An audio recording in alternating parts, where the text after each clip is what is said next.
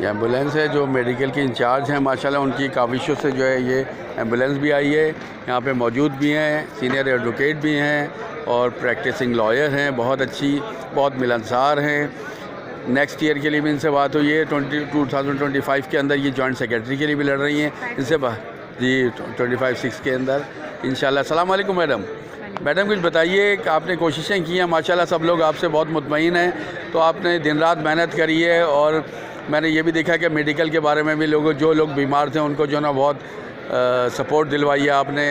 मज़ीद आपका क्या ख्याल है, अभी और कौन कौन से प्रोग्राम हैं जो आप करना जॉइंट सेक्रेटरी होकर करना चाहती हैं? अभी तो अल्हम्दुलिल्लाह मैं मेडिकल चेयरपर्सन सीनत बसुम शेख, ये आपके सामने एम्बुलेंस जी हाँ। है, इस पर हमने 1 रुपये भी खर्च नहीं करना, केबीए के फंड से नहीं जाएगा। ये जो एनजीओ है वही इसका तमाम खर्चा बर्दाश्त करेगी, चाहे मेंटेनेंस है जो भी है वो।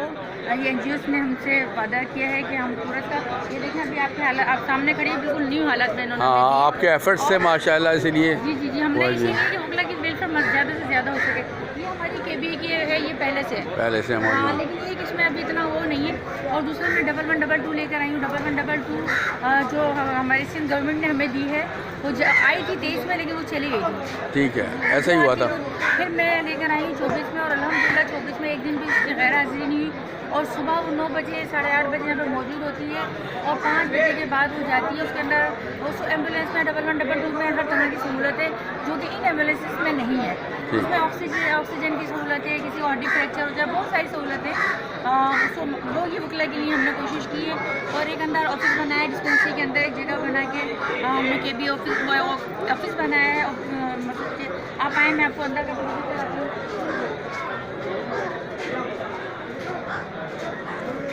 लेकिन एक से सर ये इशू होता है कि अभी जो पार्क की गाड़ियाँ कभी होती है, अगर यहाँ से हट जाए तो एम्बुलेंस वहाँ पे जगह मिल जाए तो हमारे लोगों को ज़्यादा फ़ायदा हो जाएगा। बिल्कुल। ये हमारी डिस्पेंसरी है और ये ऑफिस है जो मेडिकल चेयरपर्सन के लिए है। मैंने इसको अरेंज किया है, बनवाया है।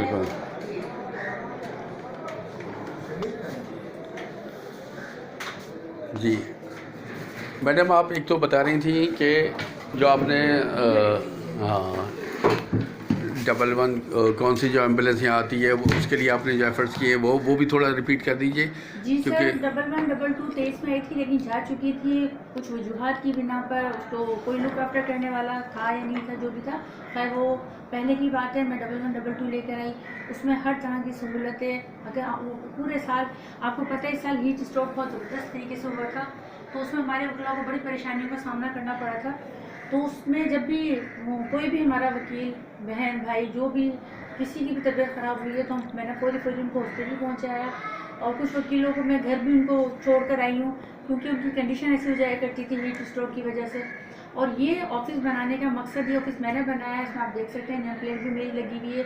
मेरे बुकला दोस्तों ने मुझे मशवरा दिया था, और मैं जब इलेक्शन में नहीं आई थी, जब भी उन्होंने मुझे कहा था कि मैडम एक अगर जब आप जीत जाएँ तो उसमें डिस्पेंसरी में कोई इंतज़ाम कीजिएगा, क्योंकि डिस्पेंसरी हमारी, मैं समझती हूँ कि एक माफिया के तौर पर बन चुकी थी।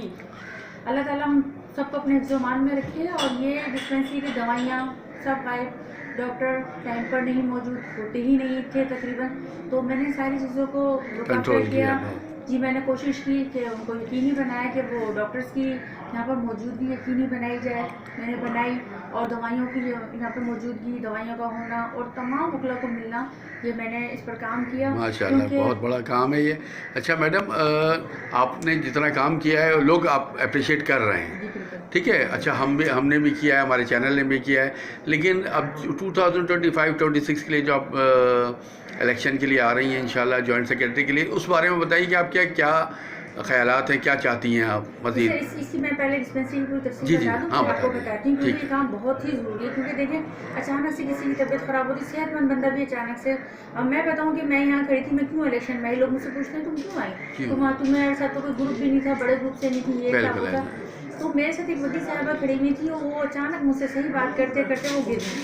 जब हम उनको यहाँ पर लेकर आए तो डॉक्टर साहब पहले मौजूद थे, उनका कहना सिर्फ ये था कि 200 रुपये दो, शुगर टेस्ट के, कोई मकसद देखभाल केयर करने वाला नहीं, कोई देखभाल नहीं थी। फिर मैं उनको यहाँ से जिन्ना हॉस्पिटल लेके गई।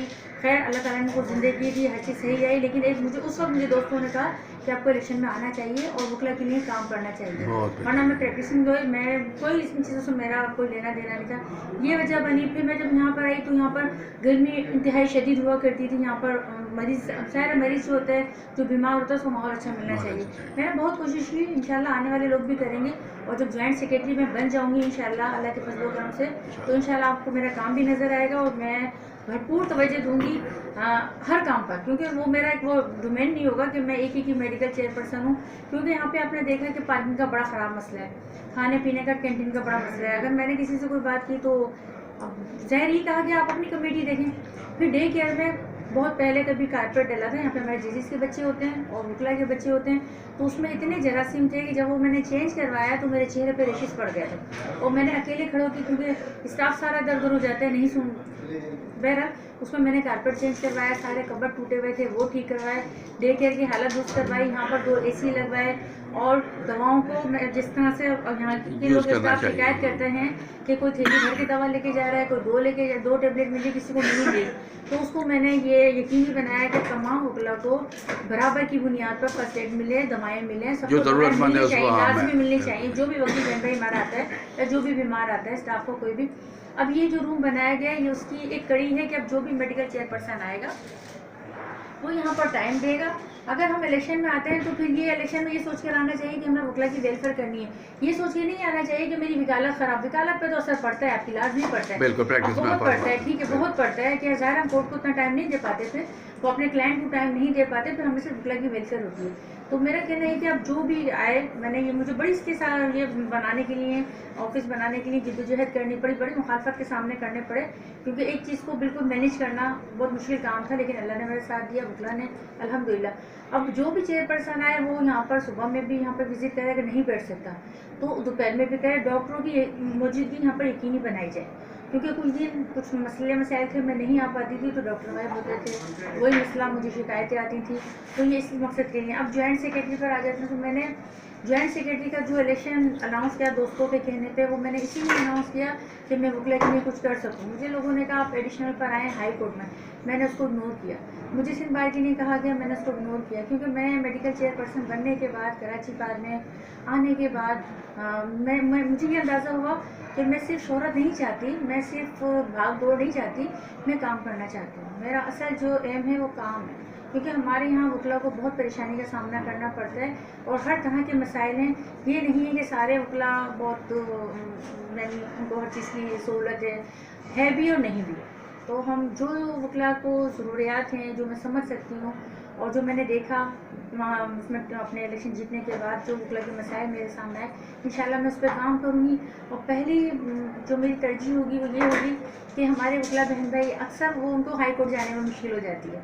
एक ही हमारे पास वैन है, उसकी टाइमिंग है, सबसे पहले तो मैं इस पर तवज्जो दूँगी कि एक वैन और होनी चाहिए, एक वैन और होगी तो वकला को सहूलत मिलेगी। और जो दूसरे यहाँ पे दीगर मसाइल हैं उन पर भी इंशाल्लाह मैं काम करूँगी। मेरी आप लोगों से वो रिक्वेस्ट है कि आप दुआ करें कि अल्लाह ताला मुझे कामयाबी दे और मैं वकला के लिए कुछ कर सकूँ, क्योंकि अल्लाह ताला इज़्ज़त दे और काम करने का जज्बा आपने मेरा देखा है। पूरे साल में काम करती रही हूँ, यहाँ तक कि जब एम्बुलेंस को यहाँ पर जगह नहीं मिलती।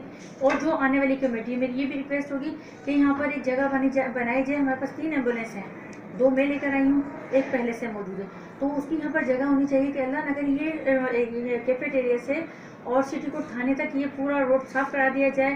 और 6 नंबर गेट जहाँ से जजिस की आमदोरफ्त होती है वो गेट बिल्कुल क्लियर रखना चाहिए कि अगर कोई पेशेंट होता है या अचानक तबीयत ख़राब होती है किसी भी वकील की, किसी इमरजेंसी हो तो जाती है, इमरजेंसी में उसको फौरी लेके जाया जा सके। एग्जिट होना चाहिए। कुछ मैंने मामला यहाँ पर ऐसे देखे कि मैं बहुत अंदर से मेरा दिल रोया कि क्या, क्योंकि हीट स्ट्रोक था, दवाएं, तबीयत ख़राब थी लोगों की, तो एम्बुलेंस को जाने में बड़ी मुश्किलात का सामना हुआ। कुछ वकील कोर्ट में गिर गए, तो हमने वेस्ट में एक वकील साहब गिरे, वहाँ से उनको लिया, तो वहाँ पर अपने लेडीज़ बार में वकील साहबा की तबीयत ख़राब हुई, उनको लेके जाना पड़ा। तो ये क्लियर लाजमी होना चाहिए। और इंशाल्लाह जॉइंट सेक्रेटरी बनने के बाद में जो भी छोटे मोटे मसले या बड़े हैं छोटे हैं जो भी हैं मेरे वकला बहन भाइयों के, क्योंकि सबसे ज़्यादा अहमियत हमारे वकला बिरादरी की है और हम एक बिरादरी हैं, उस बिरादरी को ज़्यादा से ज़्यादा सहूलतें देने के लिए मैं इलेक्शन कॉन्टेस्ट करूँगी। इंशाल्लाह अल्लाह ताला इज़्ज़त दे, कामयाबी दे और आप लोगों का साथ और दुआएं चाहिए। इंशाल्लाह हमारी दुआएं आपके साथ हैं।